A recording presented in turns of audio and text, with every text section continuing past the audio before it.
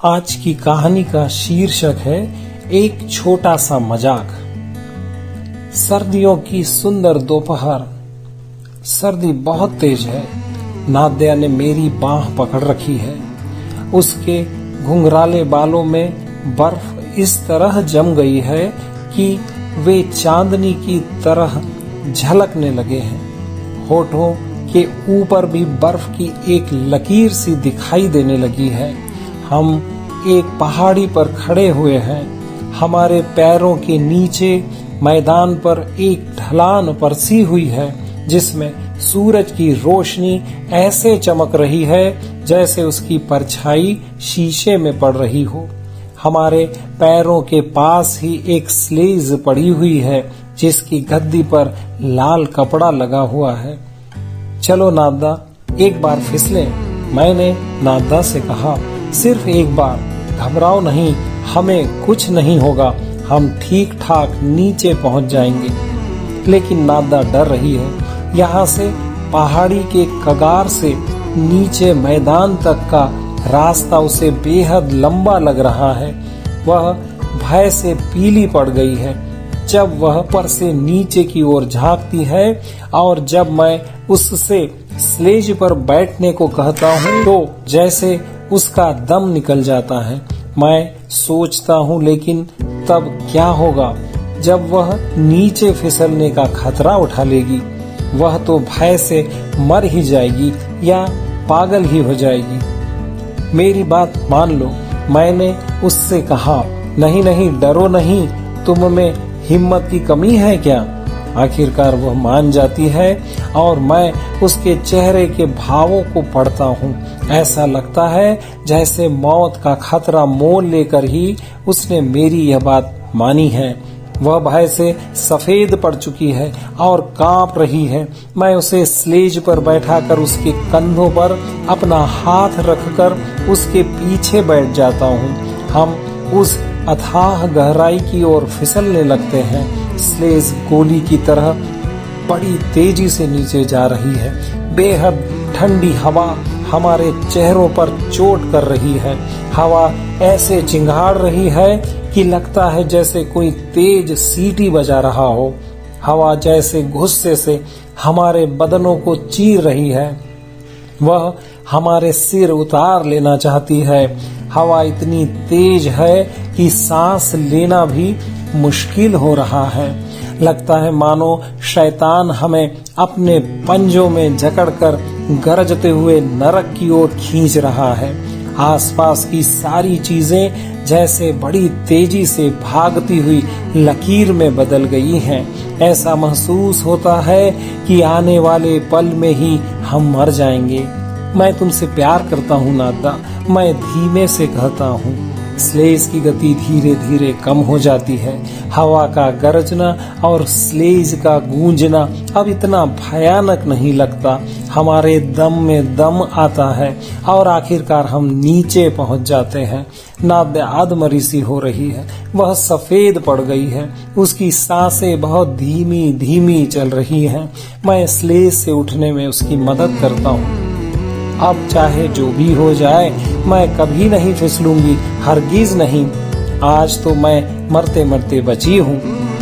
मेरी ओर देखते हुए उसने कहा। उसकी बड़ी बड़ी आंखों में खौफ का साया साफ दिखाई दे रहा था, पर थोड़ी ही देर बाद वह सहज हो गई और मेरी ओर सवालिया निगाहों से देखने लगी। क्या उसने सचमुच में वे शब्द सुने थे या उसे ऐसा बस महसूस हुआ था? सिर्फ हवा की गरज थी वह। मैं नाद्या के पास ही खड़ा हूँ। मैं सिगरेट पी रहा हूँ और अपने दस्ताने को ध्यान से देख रहा हूँ। नाद्या मेरा हाथ अपने हाथ में ले लेती है और हम देर तक पहाड़ी के आसपास घूमते रहते हैं। यह पहेली उसको परेशान कर रही है। वे शब्द जो उसने पहाड़ी से नीचे फिसलते हुए सुने थे, सच में कहे गए थे या नहीं? यह बात वास्तव में हुई या नहीं? यह सच है या झूठ? अब यह सवाल उसके लिए स्वाभिमान का सवाल हो गया। उसकी इज्जत का सवाल हो गया है। जैसे उसकी जिंदगी और उसके जीवन की खुशी इस बात पर निर्भर करती है। यह बात उसके लिए महत्वपूर्ण है, दुनिया में शायद सर्वाधिक महत्वपूर्ण। नाद्या मुझे अपनी अधीरता भरी उदास नजरों से ताकती है, मानो मेरे अंदर की बात भांपना चाहती हो। मेरे सवालों का वह कोई असंगत सा उत्तर देती है। वह इस इंतजार में है कि मैं उससे फिर वही बात शुरू करूं। मैं उसके चेहरे को ध्यान से देखता हूं। अरे, उसके प्यारे चेहरे पर ये कैसे भाव हैं। मैं देखता हूँ कि वह अपने आप से लड़ रही है। उसे मुझसे कुछ कहना है, वह कुछ पूछना चाहती है, लेकिन वह अपने ख्यालों को, अपनी भावनाओं को शब्दों के रूप में प्रकट नहीं कर पाती। वह झेप रही है, वह डर रही है, उसकी अपनी ही खुशी उसे तंग कर रही है। सुनिए, मुझसे मुंह चुराते हुए वह कहती है, क्या? मैंने पूछा। चलिए एक बार फिर फिसलें। हम फिर से पहाड़ी के ऊपर चढ़ जाते हैं। मैं फिर से भय से सफेद पड़ चुकी और कांपती हुई नाद्या को स्लेज पर बैठाता हूँ। हम फिर से भयानक गहराई की ओर फिसलते हैं। फिर से हवा की गरज और स्लेज की गूंज हमारे कानों को फाड़ती है। और फिर जब शोर सबसे अधिक था, मैं धीमी आवाज से कहता हूँ, मैं तुमसे प्यार करता हूँ नाद्या। नीचे पहुंचकर जब स्लेज रुक जाती है तो नाद्या एक नजर पहले ऊपर की तरफ ढलान को देखती है, जिससे हम अभी अभी नीचे फिसले हैं। फिर दूसरी नजर मेरे चेहरे पर डालती है।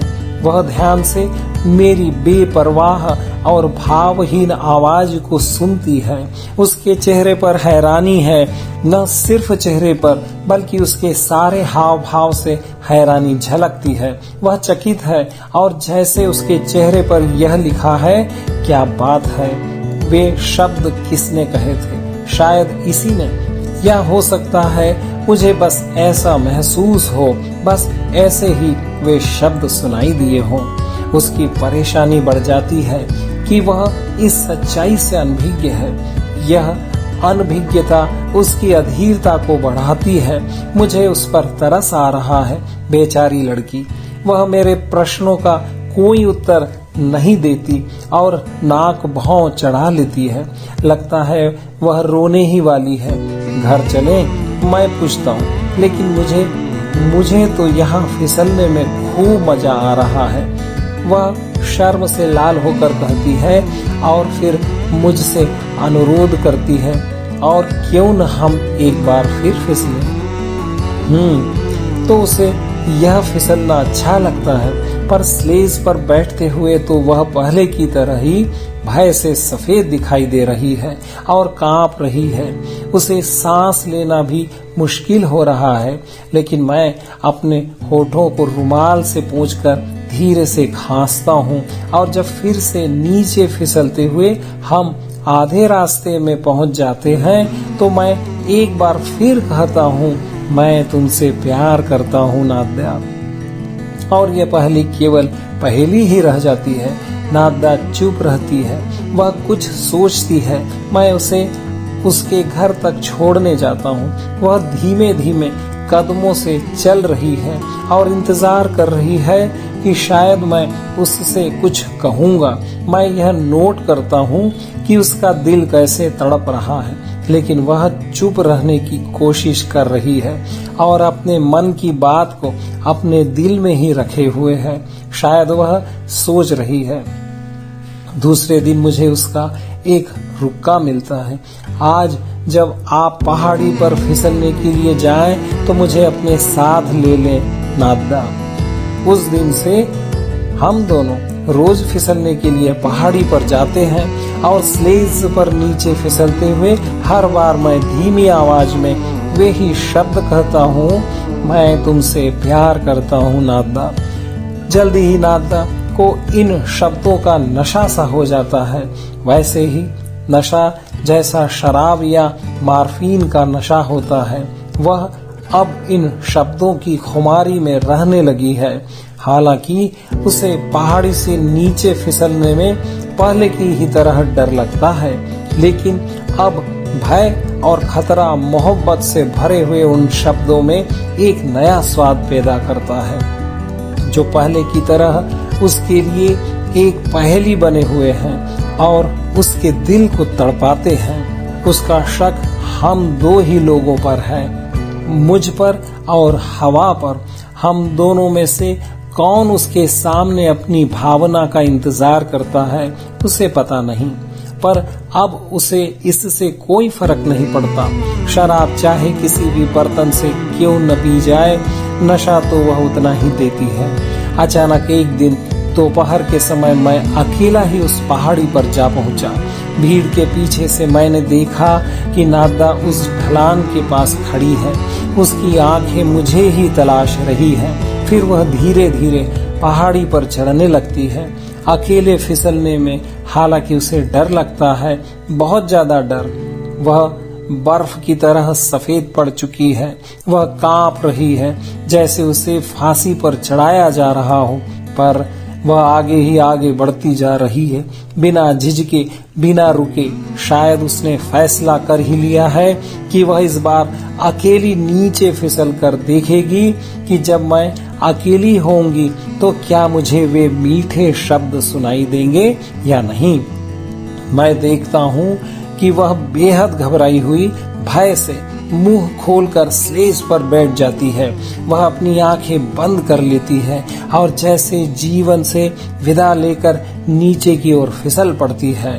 स्लेज से फिसलने की गूंज सुनाई पड़ रही है। नादा को वे शब्द सुनाई दिए या नहीं मुझे नहीं मालूम।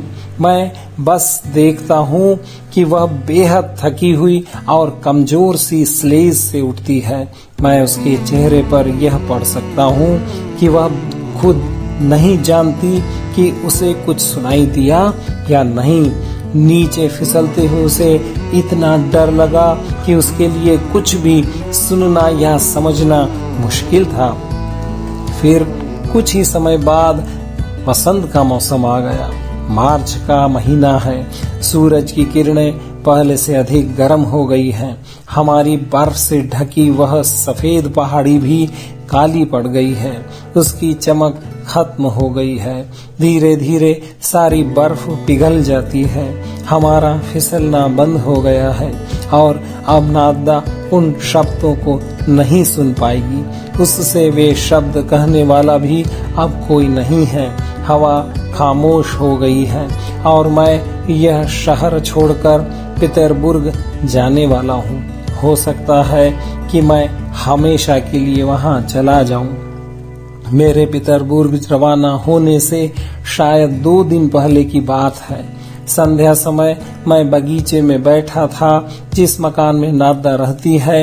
यह बगीचा उससे जुड़ा हुआ था और एक ऊंची बाढ़ ही नादा के मकान को उस बगीचे से अलग करती थी।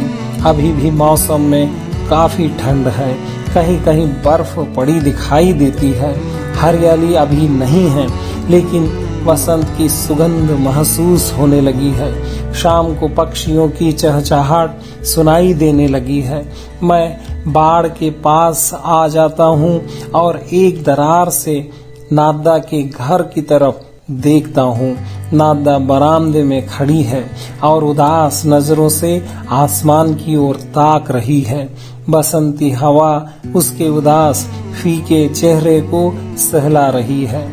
यह हवा उसे उस हवा की याद दिलाती है जो तब पहाड़ी पर गरजा करती थी जब उसने वे शब्द सुने थे। उसका चेहरा और उदास हो जाता है। गाल पर आंसू ढुलकने लगते हैं और बेचारी लड़की अपने हाथ इस तरह से आगे बढ़ाती है मानो वह उस हवा से यह प्रार्थना कर रही हो कि वह एक बार फिर से उसके लिए वे शब्द दोहराए। और जब हवा का एक झोंका आता है तो मैं फिर धीरे धीमी आवाज में कहता हूँ, मैं तुमसे प्यार करता हूँ नादा। अचानक न जाने नादा को क्या हुआ, वह चौंक कर मुस्कुराने लगी और हवा की ओर हाथ बढ़ाती है। वह बेहद खुश है, बेहद सुखी, बेहद सुंदर। और मैं अपना सामान बांधने के लिए घर लौट आता हूँ। यह बहुत पहले की बात है। अब नाददा की शादी हो चुकी है। उसने खुद शादी का फैसला किया या नहीं, इससे कोई फर्क नहीं पड़ता।